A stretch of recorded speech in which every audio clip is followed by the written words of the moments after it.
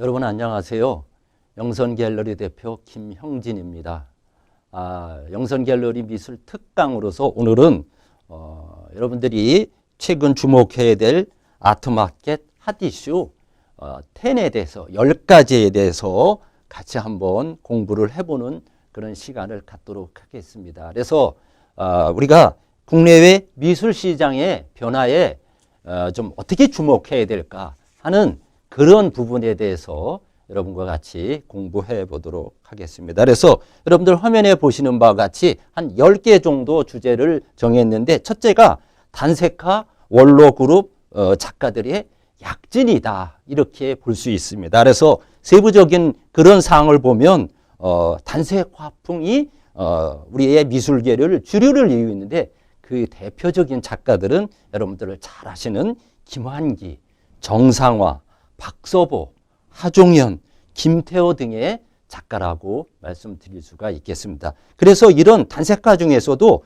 각 전문가들은 또 이분들을 외에도 어떤 작가들을 추천하고 있나 하는 부분에 대해서 좀 알아보면, 경기대학교 박영택 교수는 유근택 작가라든가 이활종, 김지원, 김수광, 오치균 등의 여러 작가들을 추천해주고 있습니다. 그 다음에 한국미술경영연구소의 김윤섭 소장은 원로 작가로서 김환기, 박서보, 정상화, 김태호, 김종학, 그 다음에 이제 중진 작가로서는 김덕용, 박학률, 사석원 작가 등을 추천을 좀 해주고 있습니다. 그 다음에 이제 이런 단색과 거장들이 물러가면서 그 제자들의 시대가 온다고 볼 수 있는데, 그 제자로는 김근태, 김춘수, 김택상, 이배, 그 다음에 남춘모, 또 전형희, 천광엽, 법관순인, 김희수 같은 이런 작가들이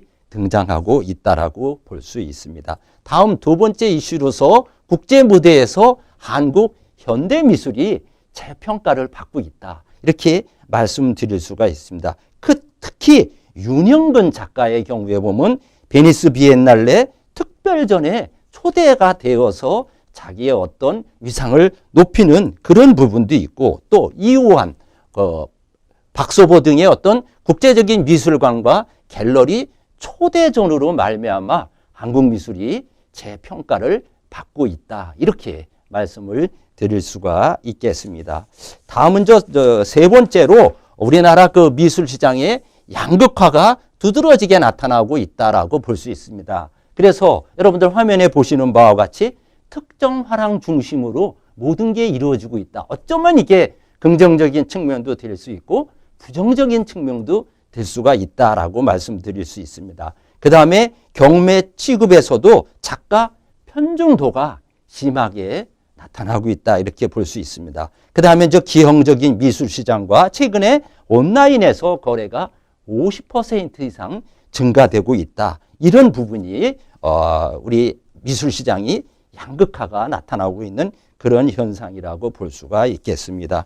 다음 네 번째로 이 아트 피규어 시장 위주로 미술 시장 품목이 확장이 되고 있다, 이렇게 볼 수가 있겠습니다. 그래서 여러분들 잘 아시는 카우스, 또 피규어 등의 장난감으로 홀대받던 아트 피규어 시장이 지속적으로 그 강세가 이루어져 가고 있다, 이런 부분도 우리 미술 시장의 좀 특이한 그런 사항이다라고 말씀드릴 수가 있겠습니다. 다음 다섯 번째로 젊어지고 넓어진 컬렉터층의 변화를 우리가 볼 수가 있습니다. 그래서 극소수의 큰손 또는 신규 애호가층이 확산이 되고 있다, 이렇게도 볼 수 있습니다. 그 다음에 문화소비의 사회적 공감대가 확산이 되고 특히 젊은 층이 약진을 가져오고 있다, 이렇게 볼 수가 있습니다. 그래서 우리가 통상적으로 생각하면 그림의 큰 손은 누굴까? 어느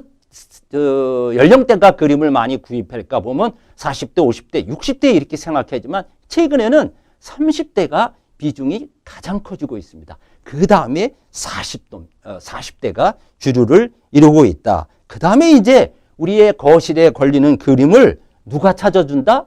AI가 찾아주는 그런 시대가 되었다라고 볼 수가 있겠습니다. 그래서 이런 측면에서도 우리가 한번 살펴볼 필요성이 있다라고 볼 수 있습니다. 다음은 이슈 6번째를 보시면 다양한 아트 비즈니스 모델 개발 필요성이 대두가 되고 있다. 이런 부분입니다. 그래서 화랑과 아트페어 중심의 1차 시장, 또 경매 중심의 2차 시장에 의해서 공동구매 등의 새로운 유통 방식의 붐이 일어나고 있다. 이렇게 볼 수가 있겠습니다. 그래서 우리 수요자들에게 미술품이라는 건 그동안 장식이자 감동이자 휴식이자 힐링이었다고 볼 수 있습니다.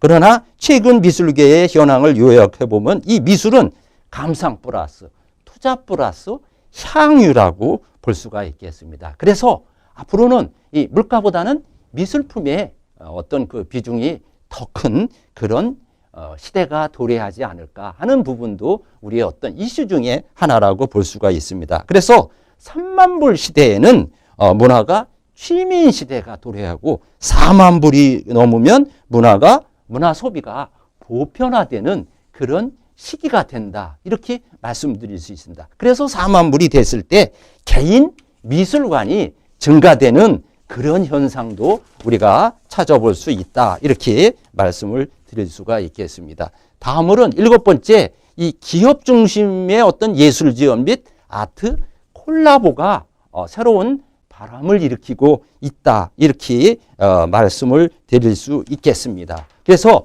특히 현대자동차 같은 경우에는 어떤 비엔날레를 지원하는 이런 부분도 있고, 또 미디어 기업의 예술상이 생기는 부분도 있고, 또 미술 산업의 어떤 다양화 현상도 우리가 살펴볼 수 있습니다. 그 다음에 코트라에서 아트 콜라보관을 운영함으로써 미술의 어떤 발전에 기여해주는 이런 부분도 우리가 찾아볼 수 있다. 이렇게 말씀을 드릴 수 있습니다.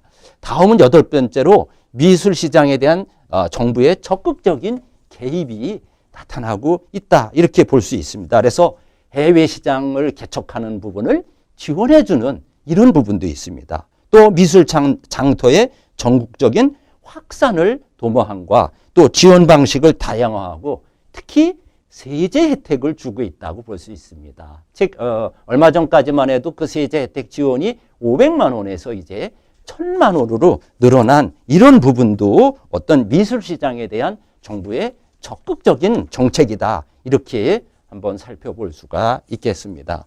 다음은 9번째로 이 블루칩 아티스트 중심의 경매 최고가, 또 여기에 따라서 아트 재테크 열기 재활이 좀 보이고 있다. 이렇게 말씀드릴 수가 있겠습니다. 그래서 김한기, 이유환, 박수근 등이 서울 옥션, 홍콩 경매를 중심으로 해서 최고가를 경신하는 이런 부분도 우리가 살펴볼 수 있고, 이거에 따라서 또 미술품 투자 바람도 나타나고 있다. 이렇게 볼 수가 있겠습니다. 그래서 여러분들이 잘 아시는 1972년 김한기의 붉은색 점화 3-2-72-샵220 이런 부분은 85억 한 3천, 물론 환율에 따라 좀 틀리겠지만 85억 3천만 원의 경매가 이루어졌고 수수료 18%를 합쳐서 100억 6천만 원 정도의 금액의 경매가 이루어지고 있다라고 볼 수 있습니다. 그 다음에 여러분들 잘 아시는 이 제프쿤스의 풍선 강아지, 우리가 보통 벌룬독이라 그러는데 이 제일 큰 것이 626억 원. 그 다음에 제프쿤스의 토끼가 1084억 원. 그러니까 생존 작가 중에 최고 경매가를 경신한 그런 경우도 볼 수 있습니다. 그 다음에 우리나라 전시도 했지만 데이비드 호크니의 예술가의 초상도 1073억 원의 경매가 이루어진 것도 볼 수가 있습니다. 또 그 외에도 권영우 작가, 김종학, 그 다음에 물방울로 유명한 김창렬 작가, 김태호, 그 다음에 도자기 그림으로 유명한 도상봉, 그 외에도 오치균, 이대원, 박수근, 이중섭, 장옥진, 천경자 화백의 그림이 어떠면 좀 점차로 금액이 높아지는 이런 부분도 살펴볼 수 있습니다. 다음 마지막으로 10번째, 미술 애호문화의 일반인 확산을 위한 무료 채널의 길이 열리고 있다. 이렇게 볼 수가 있습니다. 그래서 여러분들 잘 아시는 뉴시스하고 한국미술식가 감정협회의 제휴로 전문 가격, 전문 사이트가 오픈된 것을 볼 수 있습니다. 그래서 뉴시스 메인 홈페이지에 오픈한 사이트 K 아트프라이스 뉴시스 코멧 하루에 보통 3만 명 이상이 방문해서 그 그림 가격을 알아보는 이런 부분도 있습니다. 그래서 지금까지 한 10개 정도를 말씀드렸는데 여러분들이 이런 거를 참고로 하시면서 우리의 미술 시장은 어떻게 변화되고 있고 현재 현황이 어떤가 하는 부분을 살펴보시면 여러분들이 미술을 공부할 수 있는데 상당히 도움이 될 거라고 생각합니다. 이상으로 영선 갤러리 미술 특강을 마치겠습니다. 감사합니다.